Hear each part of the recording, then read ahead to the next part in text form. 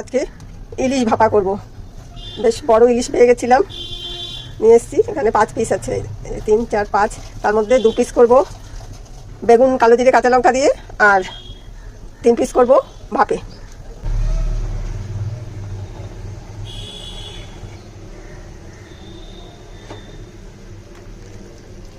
ও রান্না নিয়ে আজকে গেস্ট আসবে, ওই জন্য কিছু তো একটু রান্না করতেই হচ্ছে, তাই না? এখন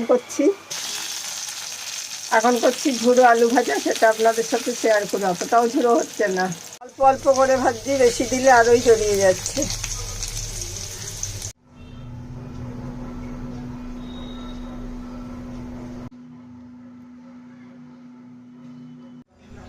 দুর্গা ষষ্ঠী স্পেশাল মেনু, হোয়াইট রাইস, মুগের ডাল, আর এটা ইলিশ ভাপে, আর এটা হচ্ছে বেগুন কালো জিরে কাঁচা লঙ্কা দিয়ে ইলিশ, আর এটা কারি পাতা দিয়ে একটু ঝুড়ো আলু ভাজা।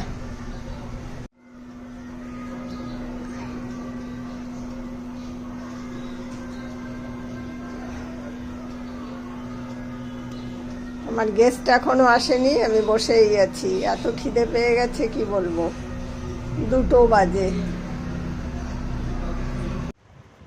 মহাষষ্ঠীর শুভেচ্ছা সবাইকে। আজ আবার আপনাদের কাছে চলে আসলাম একটা নতুন মিনি ব্লগ নিয়ে।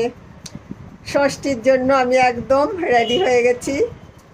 এটা কিন্তু লাল নয়, জানি না ক্যামেরাতে হয়তো এটা লাল লাগছে, এটা কালচে লাল, ওই কিছুটা সুন্দর কালারটা।